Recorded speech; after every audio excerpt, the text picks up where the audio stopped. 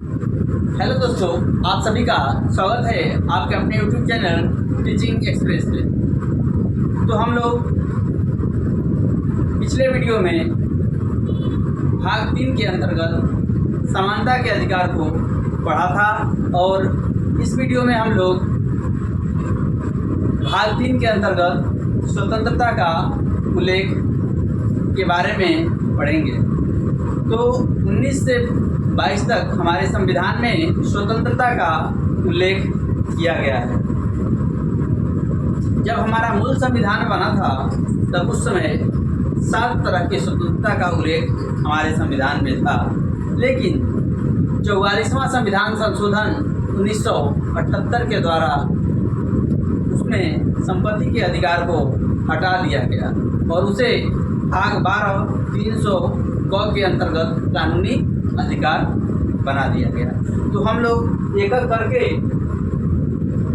अनुच्छेद 19 के बारे में पढ़ेंगे। इसमें 6 तरह की स्वतंत्रता का उल्लेख है। अब अनुच्छेद 19 इसमें कहा गया है कि अभिव्यक्ति की स्वतंत्रता और प्रेस की स्वतंत्रता। कोई भी आदमी अपना बात कहीं भी रख सकता है या किसी से पूछ सकता है। कोई भी आदमी अपनी पार्टी की झंडा लहरा सकता है और किसी से नाराज होने पर उसका पुतला जला सकता है, जिसका उल्लेख हमारे संविधान के अनुच्छेद 19A में किया गया है। अब हम लोग पढ़ेंगे अनुच्छेद 19B। इसमें कहा गया है कि हम लोग कोई भी सभा को संबोधित कर सकते हैं, लेकिन उसमें हथियार नहीं होना चाहिए।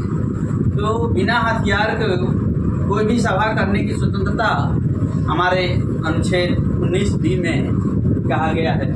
अब आगे हम लोग पढ़ेंगे अनुच्छेद 19C। इसमें कहा गया है कि कोई भी व्यक्ति किसी भी प्रकार का संगठन बना सकता है जो गैर कानूनी संगठन नहीं होना चाहिए। और 19D इसमें कहा गया है कि देश के किसी भी क्षेत्र में आवागमन की स्वतंत्रता। देखिए, अनुच्छेद 19D में कहा गया है कि आप भारत में कहीं भी भ्रमण कर सकते हैं, उससे आपको कोई रोक टोक नहीं कर सकता। लेकिन इसका मतलब ये नहीं हुआ कि आप ये भ्रमण की स्वतंत्रता है, आप किसी के घर में घुस जाएं, क्योंकि हमारे संविधान के अनुच्छेद 13 में कहा गया है कि आपका जो ये स्वतंत्रता का अधिकार है, किसी के मूल अधिकार को अगर बाधित करेगा तो आपके स्वतंत्रता के अधिकार को रोक दिया जाएगा। तो अगर किसी का पर्सनल घर में हम चले जाते हैं या कहीं और चले जाते हैं जिससे हमारे देश की सुरक्षा खतरे में पड़ सकती है, जैसे हम अपने सुरक्षा से रिलेटेड जहां बन रहा है, जैसे DRDO इसरो का जहां काम होता है, वहां हम लोग नहीं जा सकते। तो यही है, देश में कहीं भी आवागमन की स्वतंत्रता है, लेकिन अनुच्छेद 13 में कहा गया है कि सबका एक लिमिट बनाया हुआ है कि आप कहीं जा सकते हैं और कहाँ नहीं जा सकते। अब हम आगे पढ़ेंगे अनुच्छेद 19 का ई। अनुच्छेद 19 का ई में कहा गया है कि हम भारत के किसी भी क्षेत्र में बस सकते हैं, रह सकते हैं, ज़मीन खरीद सकते हैं, अपना घर बना सकते हैं। पहले जब जम्मू कश्मीर में 370 धारा नहीं हटाई गई थी, तब उस समय हम लोग जम्मू कश्मीर में निवास नहीं कर सकते थे। लेकिन अब वर्तमान में जम्मू कश्मीर में 370 धारा को हटा दिया गया है, जिसके कारण हम लोग अब भारत में कहीं भी जमीन ले सकते हैं और घर बना सकते हैं नजारा से। अनुच्छेद ई हो गया। अब है अनुच्छेद जी। अनुच्छेद जी में कहा गया है, अनुच्छेद 19 का जी में कहा गया है कि कोई भी व्यक्ति किसी भी प्रकार का जीविका चला सकता है, यानी आप अपने जीविकोपार्जन के लिए किसी भी तरह के कार्यों को कर सकते हैं। लेकिन इसका मतलब ये नहीं हुआ कि आप गंजा चरस अपनी बेचकर अपना जीविका को चला सकते हैं।